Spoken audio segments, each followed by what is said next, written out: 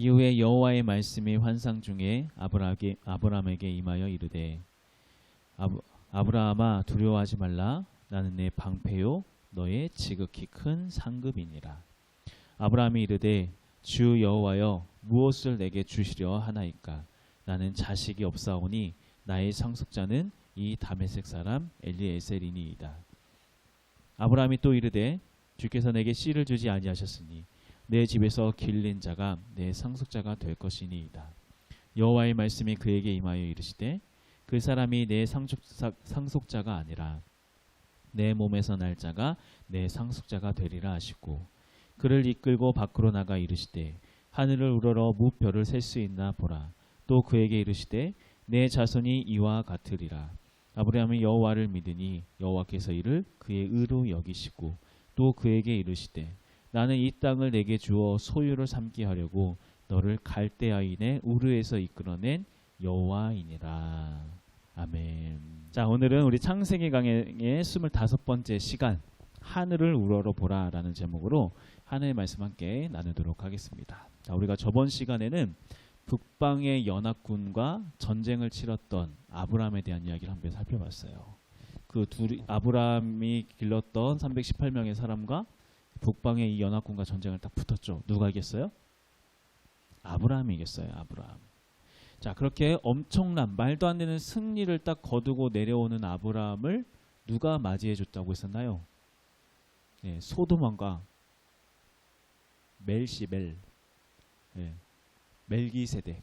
아우, 뭐라고? 멜기세덱. 소돔왕과 멜기세덱. 자, 이 두 왕이 주는 메시지는 너무나도 분명했습니다. 소돔 왕은 뭘 이야기하냐면은 야, 네가 잘해서 승리한 거야. 네가 잘해서 승리한 거니까 다 네 거야. 다 가져.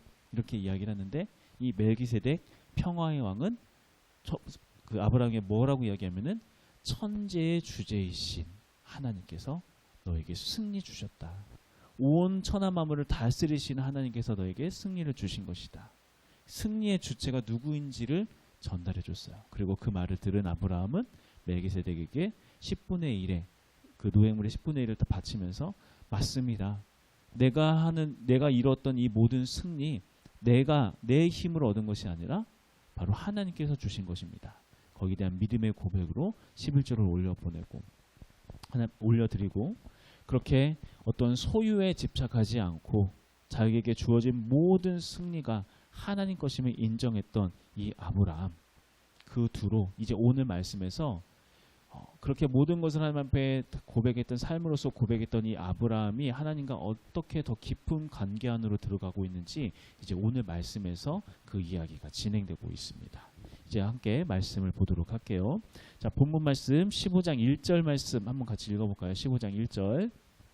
자, 읽어봅시다. 시작.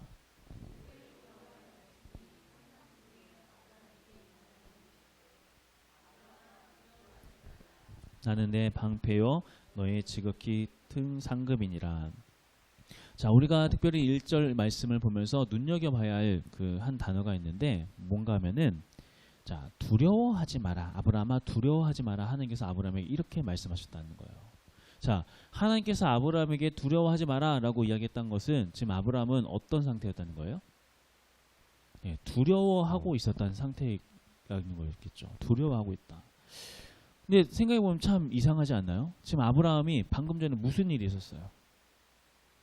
전쟁에서 엄청난 승리를 거둔 상태였잖아요. 엄청난 성과를 이루었어요.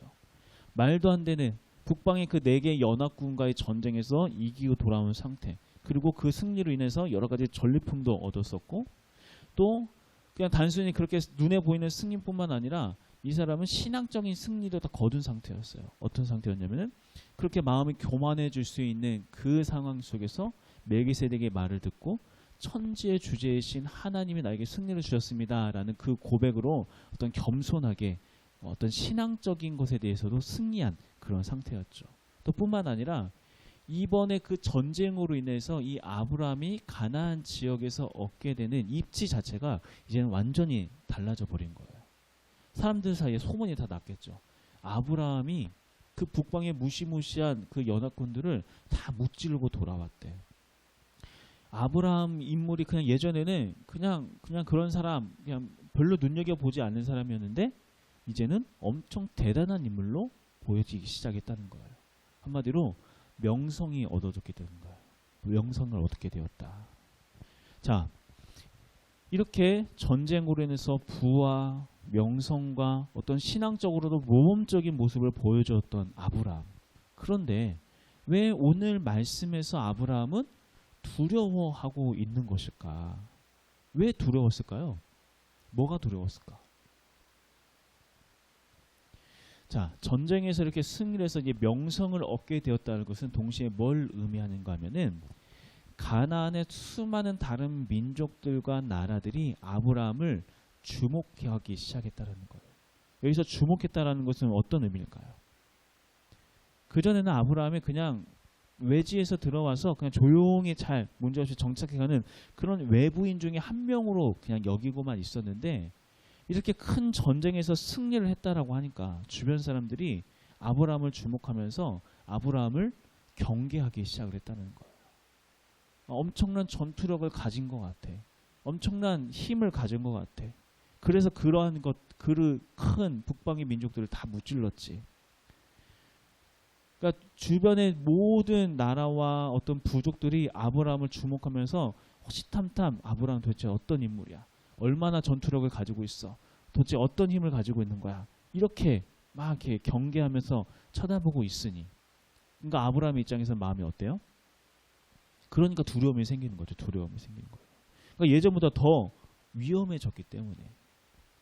또 무엇보다 자, 지금 아브라함이 가나안까지 왔었던 이유가 뭐였어요? 그 하란 땅에서 가나안까지 왔던 이유는 이렇게 막 싸워 이겨가지고 승리해가지고 명성을 얻기 위해서 부자가 되기 위해서 가나안 땅까지 왔나요? 그게 아니었잖아요. 자, 아브라함이 처음 가나안 땅으로 오게 되었던 계기가 분명히 있었어요. 12장 1절 말씀, 창세기 12장 2절 말씀 화면으로 잠깐 볼게요. 자, 한번 읽어봅시다. 같이. 자, 시작.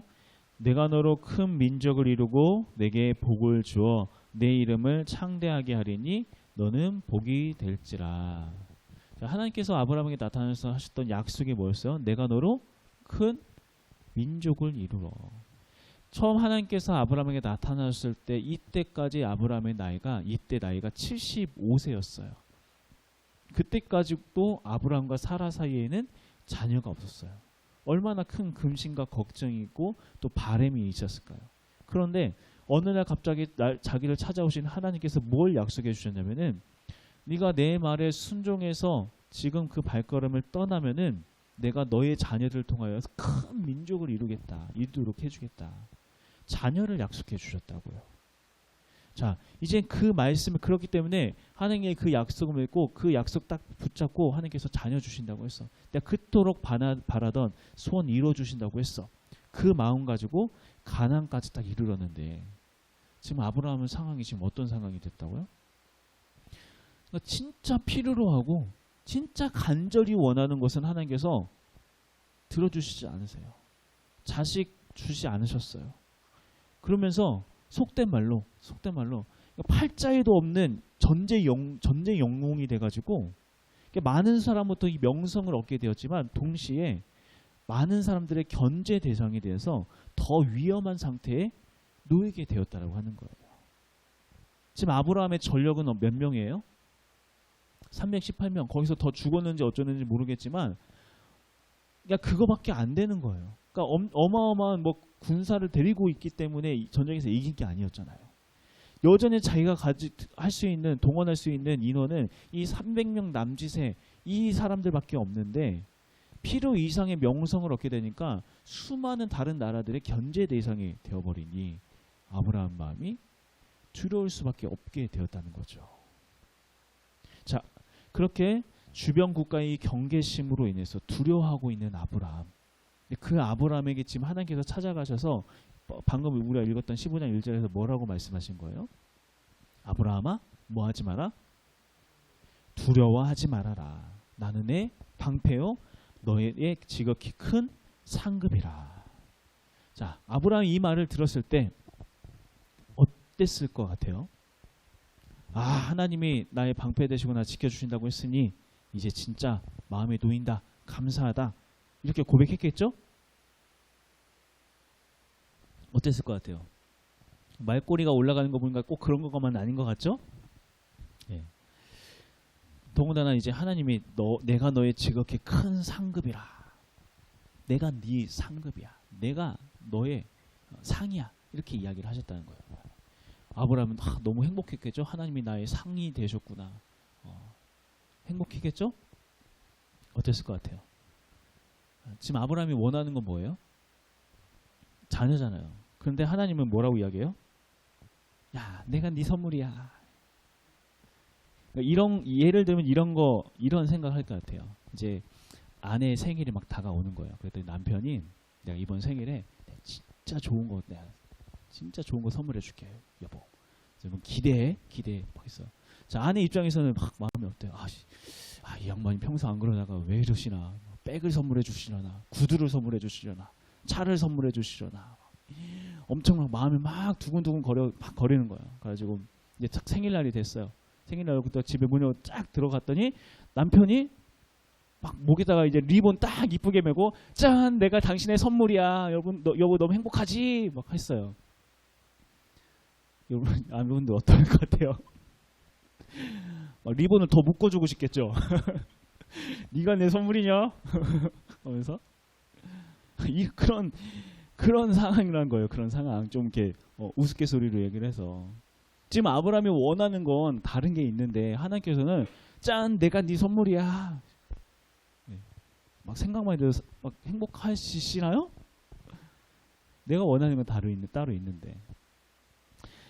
그러니까 아브라함도 이러한 하나님의 말이 막 썩 밖에 마음에 위로가 되진 않았던 것 같아요. 왜냐면은 다음 2절 말씀을 보면은 뉘앙스가 딱 그렇거든요. 2절 말씀 한번 읽어볼게요.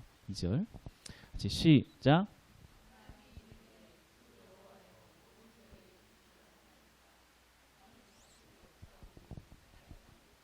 이 다메섹 사람 엘리에셀이니이다. 자, 분명히 하나님께서 내가 너의 방패요 너의 큰 상급이라 하셨음에도 불구하고 아브라함의 반응이 시큰둥해요.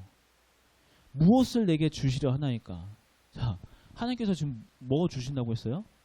내가 네 상급이야. 내가 너의 상급이라고 이야기를 했는데, 그런데 무엇을 내게 주시려 하나이까?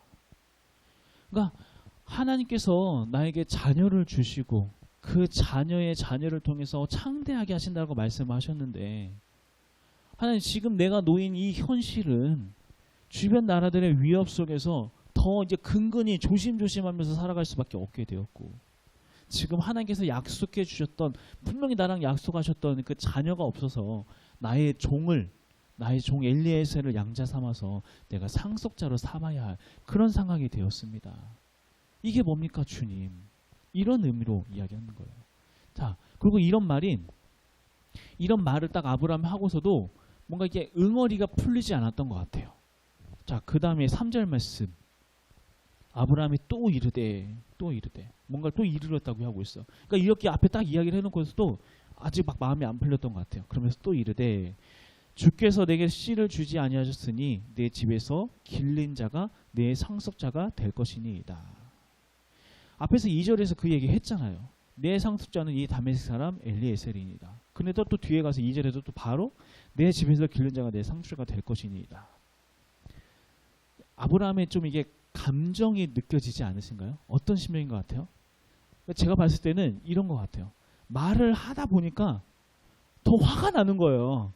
말을 하다 보니까 하나님께서 약속해 주셨는데 약 안 들어주셔가지고 엘리에셀을 상속자로 삼게 됐는데 하나님 잠깐만요. 하나님 약속해 주셨는데 안 주셔가지고 내가 진짜 하인을 내가 상속자로 삼았게 됐어요. 이렇게 됐어요 하면서 말을 하다 보니까 화가 나는 거예요. 화가. 자, 그런데 그러한 막 하나님의 원망이 점점 막 커져가고 있는 이 아브라함, 그런 아브라함을 하나님께서 달래시면서 이제 한 가지 행동을 하세요. 자, 4절과 5절 말씀을 읽어봅시다. 자, 시작.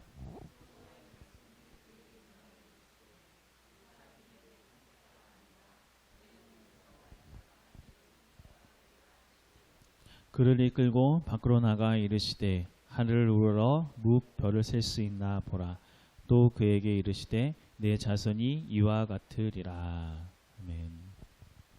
하나님께서 뭘 말씀하시는 거냐면은 아브라함은 아무래도 앞에서 계속 반복해서 이런 자기 후계자의 자녀에 대한 이야기를 하는 걸로 보아서 하나님께서 자기와 했던 약속을 잊었다라고 생각을 했던 것 같아요. 자기가 그토록 간절히 원하는 거, 그걸 하나님께서 주시겠다고 해서 내가 여기까지 따라왔는데, 내 여기까지 이렇게 믿음 지켜왔는데 내가 진짜 바라는 것은 주지 않으시고, 아무리 전쟁에서 이기면 뭐해요?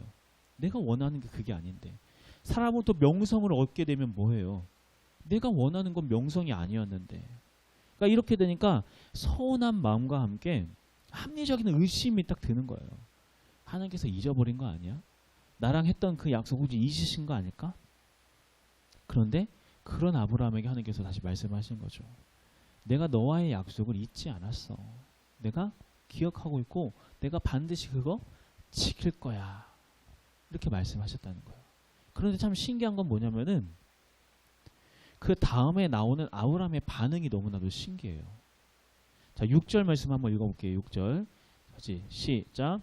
아브라함이 여호와를 믿으니 여호와께서 이를 그의 의로 여기시고. 자, 아브라함이 어떻게 했대요?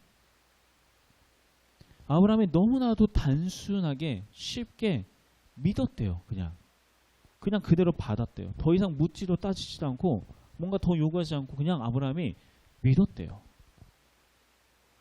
이게 너무 좀 이 흐름이 너무 어색하지 않나요?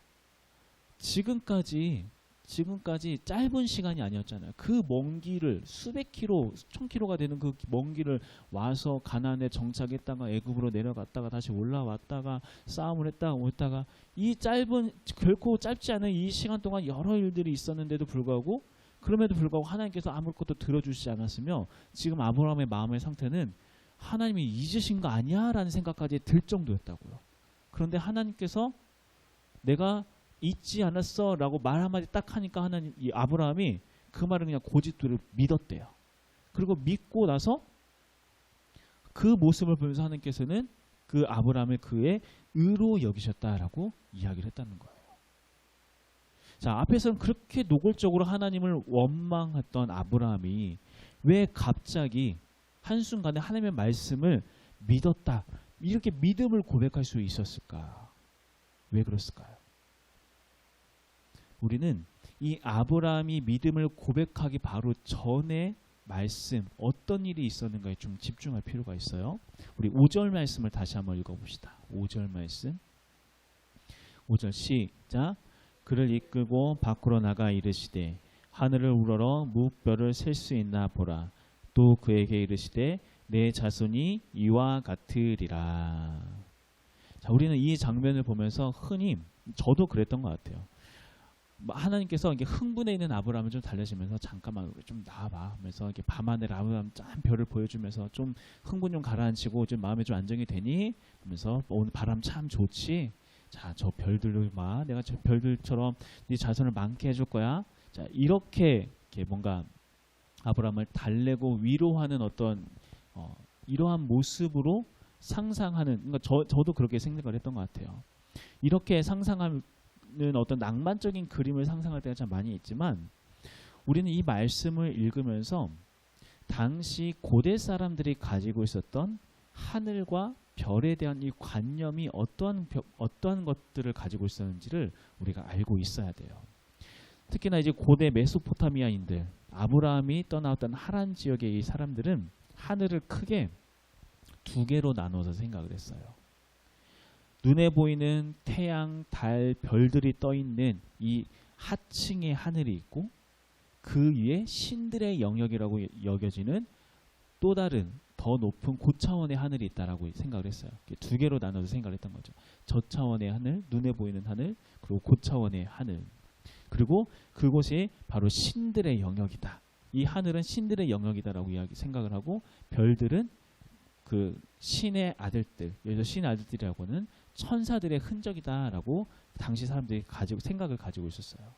이것을 지금 우리가 그것은 과학적으로 맞지 않습니다, 이런 식으로 다가갈 게 아니라, 그 사람들이 생각할 수 있는 한계가 그 안에서 하나님께서는 아브라함이 이해할 수 있는, 생각할 수 있는 그 관념의 크기 안에서 아브라함에게 설명해 주시는 거예요.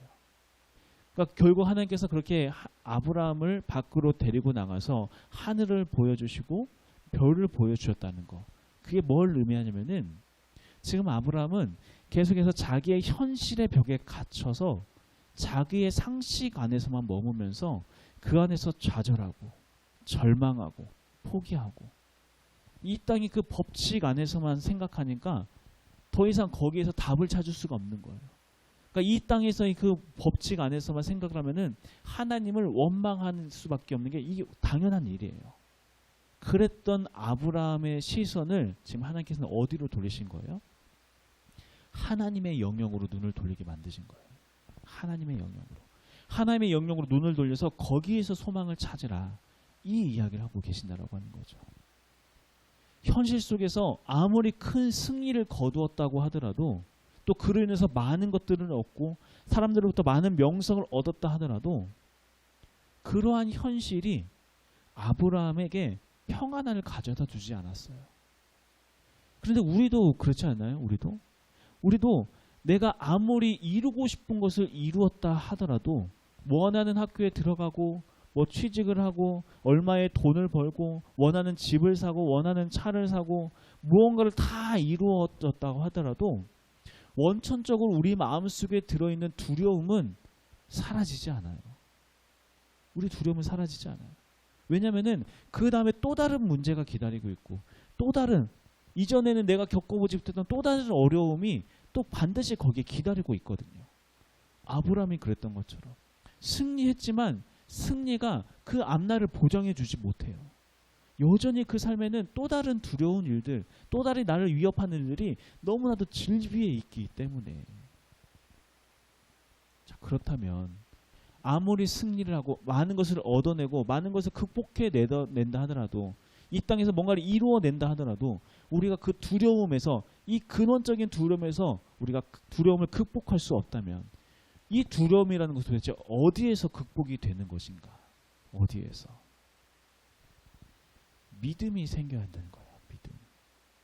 믿음. 하나님을 향한 믿음. 가장 좋은 것을 주시겠다고 했던 그 하나님을 향한 믿음. 그 믿음이 생겨야 우리 안에 있는 이 근본적인 두려움이 사라지게 된다고요. 그렇다면 이러한 믿음은 또 어떻게 생기는 것인가?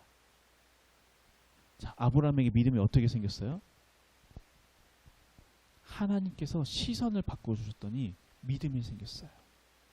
마찬가지로 우리도 계속해서 우리들의 현실만 바라보면은 늘 이 안에서 갇힌 상태에서 살아갈 수밖에 없어요. 그 안에서는 믿음을 찾을 수가 없어요. 믿음을 이야기할 수가 없어요. 왜? 현실은 너무나도 참담하고 너무나도 막막하고 너무나도 거칠고 위협적이니까. 이것은 이래서 안 되고 저것은 저래서 안 되고 우리가 절대 계산기를 두드려 가지고는 우리의 두려움이 극복되지도 않고 우리의 믿음이 생기지도 않는다고요. 그렇기 때문에 우리가 계속해서 해야 할 일은 무엇인가? 우리들의 이 믿음의 근원지를 이 땅에 있는 무언가에서 찾으려고 하는 것이 아니라 우리의 이 믿음의 근원을 어디에다 둬야 돼요? 하나님 나라. 거기에 우리가 눈을 들어 하나님을 바라보고 우리가 믿는 하나님이 어떤 하나님인지를 그 하나님의 크심과 전능하심, 창조주 되신 하나님, 그 하나님을 향한 믿음을 매일매일 고백하며 나아가는 그 모습들. 이 멜기세덱이 이야기했던 것처럼 천지의 주이신 여호와 하나님, 그 하나님이 나의 아버지시며 나의 구원자시며 나의 창조주 되신다는 그 사실을 내가 눈을 들어서 주를 바라보면서 매일매일 고백하며 나아가는 그러한 고백 가운데 우리 안에 믿음이 생기기 시작을 하고 그 믿음이 생겨야만이 우리 안에 들어있는 이 근원적인 두려움이 사라지게 된다라고 하는 거예요. 그렇기 때문에 우리가 매일매일 해야 할 일이 무엇인가? 눈을 들어 주를 바라보는 거예요. 눈을 들어 주를 바라보는 거. 우리의 도움 어디서 올고 천지를 지으신 여호와 하나님께로서 오는 것이구나. 현실 속에서 하나님 이것도 이루어 주셔야 하는데 저것도 이루어 주셔야 하는데 하나님 이것도 안 해줬고 내가 지금 내 마음이 지금 이런 상태고 하나님께서 이거 해주신다고 했는데 안 해줬고 내 마음이 이런 상태인데 하나님 어떻게 하실 거예요? 왜 나의 기도 제목 들어주지 않으세요? 내가 다른 거 원하는 거 아니잖아요. 이런 마음으로 그냥 현실에 주저앉아서 내 현실 상황을 바라보면서 원망하면서 주저앉아 있는 것이 아니라 하나님께서 아브라함을 이끌어내서 하늘을 바라보게 하셨던 것처럼 이 말씀을 통해 우리가 다시 한번 하늘을 바라보면서 나에게 생명 주신 그 주님을 바라보면서 하늘나라에서 그 하늘나라에서 우리의 소망을 찾기 시작할 때 거기서부터 믿음이 생기기 시작할 때 우리의 근원적인 모든 두려움이 다 사라지고 우리가 우리의 삶 가운데 샬롬 평화를 누릴 수 있게 되어진다고 말씀하고 있다라고 하는 거예요. 우리가 현실을 바라보는 눈은 잠시 못 어두고 이것은 이렇게 해서 안 되고 저렇게 해서 안 되고 이번에 이렇게 해서 힘들고 저렇게 해서 힘들고 현실의 눈이 아니라 이제 정말 눈을 들어서 예수 그리스도를 바라볼 때입니다. 그 예수 그리스도를 바라보기 시작할 때 그 가운데서 하나님이 일하시기 시작한다는 거예요. 우리에게 가장 좋은 것 아니면 아니 주신 그 하나님께서 여전히 우리를 위하여 일하고 계시는 그 모습이 우리의 믿음의 눈에 보이기 시작할 때 우리가 더 이상 무엇을 두려워하며 무엇 때문에 염려하며 살아가겠어요. 다른 게 문제가 아니에요. 내가 뭔가를 더 갖지 못해서의 문제가 아니라는 거예요. 내가 지금 눈을 들어 주를 바라봐야 할 때 예수 그리스도가 아닌 이 땅만 바라보니까 두려워할 수밖에 없었다는 거죠. 이 말은 반대로 이야기하면 내가 눈을 들어 주를 바라보기 시작할 때 그때부터 하나님의 역사하심이 보이기 시작할 겁니다. 그 역사하심 속에서 우리가 넉넉히 이겨나가는 거예요. 넉넉히 승리하는 거예요. 모든 두려움으로부터 우리에게 진짜 평안을 주시기 위하여서 우리의 눈을 들어 지금 우리에게 말씀하고 계시는 그 하나님 시선을 땅에 두지 말고 하늘을 바라봐. 하늘의 저 별을 바라봐. 내가 너에게 가장 좋은 것 줄 거야. 이렇게 말씀하시는 주님의 음성 듣고 붙잡고 한 주 동안 그렇게 하나님께서 주신 믿음 가지고 넉넉히 승리하며 나아갈 수 있는 우리 모든 성도님 되시길 간절히 소망합니다.